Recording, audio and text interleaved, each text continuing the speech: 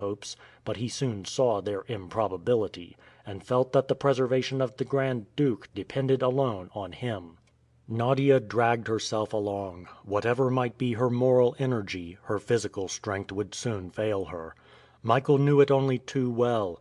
If he had not been blind, Nadia would have said to him, "Go, Michael, leave me in some hut, reach Irkutsk, accomplish your mission, see my father, tell him where I am, tell him that I wait for him, and you both will know where to find me. Start! I am not afraid. I will hide myself from the Tartars. I will take care of myself for him, for you. Go, Michael, I can go no farther." Many times Nadia was obliged to stop. Michael then took her in his strong arms and, having no longer to think of her fatigue, walked more rapidly and with his indefatigable step. On the 18th of September, at 10 in the evening, Kimilteisko was at last entered. From the top of a hill Nadia saw in the horizon a long light line. It was the Dinka River. A few lightning flashes were reflected in the water, summer lightning without thunder. Nadia led her companion through the ruined village. The cinders were quite cold. The last of the Tartars had passed through at least 5 or 6 days before. Beyond the village, Nadia sank down on a stone bench. "Shall we make a halt?" asked Michael. "It is night, Michael," answered Nadia. "Do you not want to rest a few hours?" "I would rather have crossed the Dinka," replied Michael. "I should like to put that between us and the Emir's advance guard. But you can scarcely drag yourself along, my poor Nadia."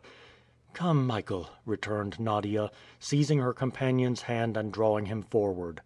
2 or 3 versts further the Dinka flowed across the Irkutsk road.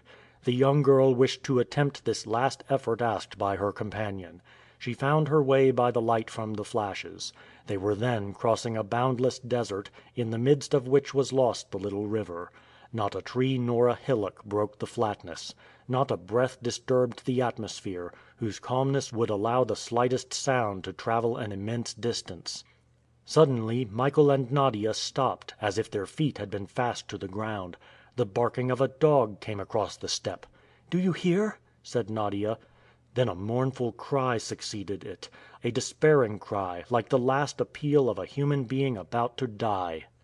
"Nicholas! Nicholas!" cried the girl, with a foreboding of evil.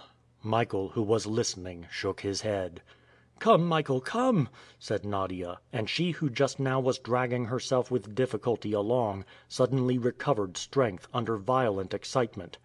"We have left the road," said Michael, feeling that he was treading no longer on powdery soil but on short grass.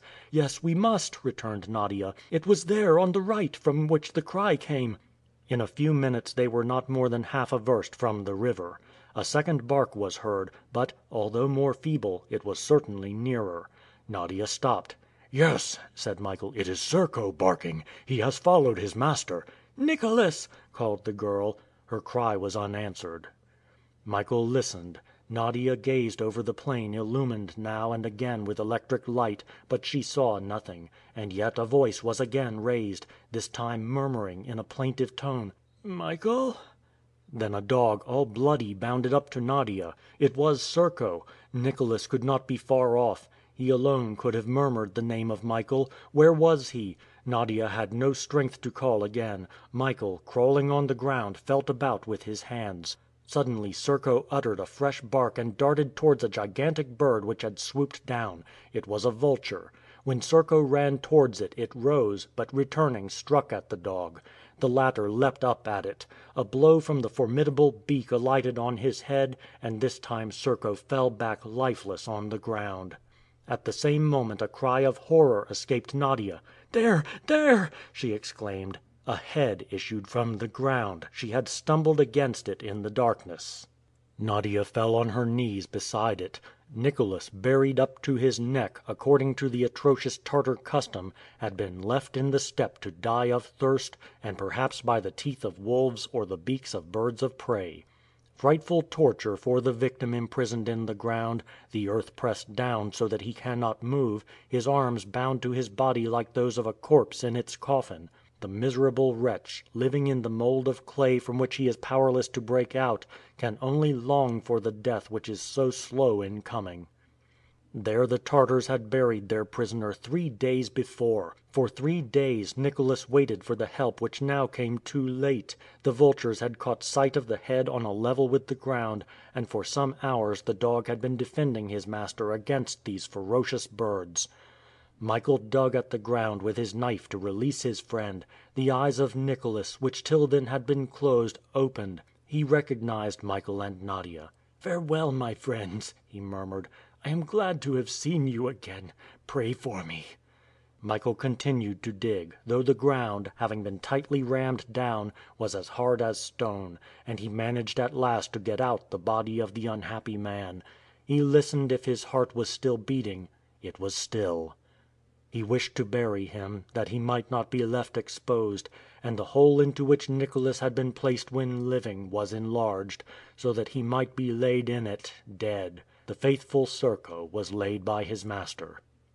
At that moment a noise was heard on the road, about half a verst distant. Michael Strogoff listened. It was evidently a detachment of horse advancing towards the Dinka. "Nadia, Nadia!" he said in a low voice. Nadia, who was kneeling in prayer, arose.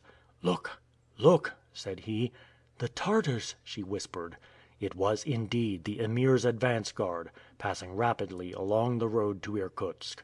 "They shall not prevent me from burying him," said Michael, and he continued his work. Soon the body of Nicholas, the hands crossed on the breast, was laid in the grave. Michael and Nadia, kneeling, prayed a last time for the poor fellow, inoffensive and good, who had paid for his devotion towards them with his life. "And now," said Michael, as he threw in the earth, "the wolves of the steppe will not devour him." Then he shook his fist at the troop of horsemen who were passing. "Forward, Nadia!" he said. Michael could not follow the road, now occupied by the Tartars. He must cross the steppe and turn to Irkutsk. He had not now to trouble himself about crossing the Dinka. Nadia could not move, but she could see for him. He took her in his arms and went on towards the southwest of the province. 140 miles still remained to be traversed. How was the distance to be performed? Should they not succumb to such fatigue? On what were they to live on the way? By what superhuman energy were they to pass the slopes of the Sayansk mountains? Neither he nor Nadia could answer this. And yet, 12 days after, on the 2nd of October, at 6 o'clock in the evening, a wide sheet of water lay at Michael Strogoff's feet. It was Lake Baikal. End of Book 2, Chapter 9.